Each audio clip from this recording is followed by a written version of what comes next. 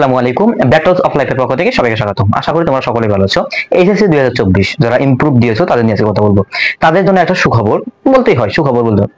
HSC 2024 এর ইমপ্রুভে দিয়েছো, অনেক শিক্ষার্থী আছে যারা ইমপ্রুভ দিয়েছো এবছর ভালো রেজাল্ট করার জন্য, কিন্তু তোমাদের কপালে কি দেখো, তোমাদের পরীক্ষায় হচ্ছে না, পরীক্ষা সম্পূর্ণ বাতিল হয়ে গেছে। তোমাদের কিছু পরীক্ষা হয়েছে, সেগুলোর প্রেক্ষিতেও তোমাদের আগামীতে পরীক্ষা নেওয়া করা ছিল, সেগুলো বাতিল।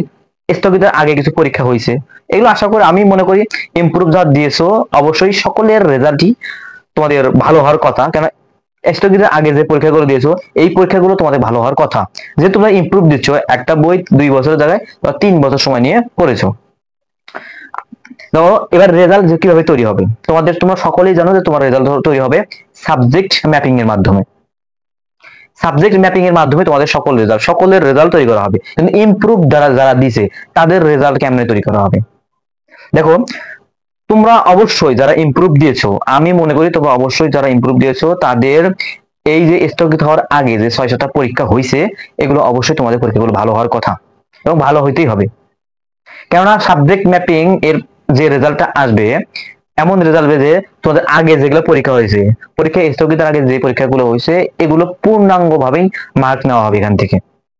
কেউ যদি মনে করো যে এসএসসি ইমপ্রুভ দেওয়ার সময় আগে স্থগিত আগে যে পরীক্ষাগুলো দিয়েছো সেগুলো খারাপ হয়েছে, তো তোমাদের রেজাল্ট খারাপই আসবে।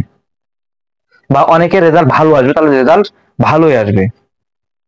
আবার যদি মনে করো তুমি স্থগিত হওয়ার পরীক্ষার আগে এই পরীক্ষাগুলো তোমার ফেলে আসবে, তাহলে তোমাদের ফেলে আসবে, কোনো কথা নেই, এখানে ফেলে আসবে।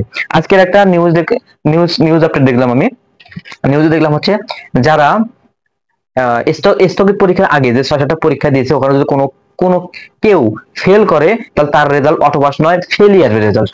কেন, তোমাদের মূল্যায়নটা হবে ওই 6-7টা যে পরীক্ষা দিছো এইখান থেকেই মূল্যায়ন হওয়ার সম্ভাবনা রয়েছে, মানে এইখান থেকেই মূল্যায়ন হবে। বাকি যে পরীক্ষাগুলো হয়নি এগুলো তোমাদের সাবজেক্ট ম্যাপিং, মানে তোমাদের এসএসসি রেজাল্ট বা জেএসসি রেজাল্ট থেকে নিয়ে এইখানে পার্সেন্টেজ নিয়ে, যেখানে ভালো রেজাল্ট সেখান থেকে নিয়ে তোমাদের সাবজেক্টের রেজাল্ট তৈরি করা হবে।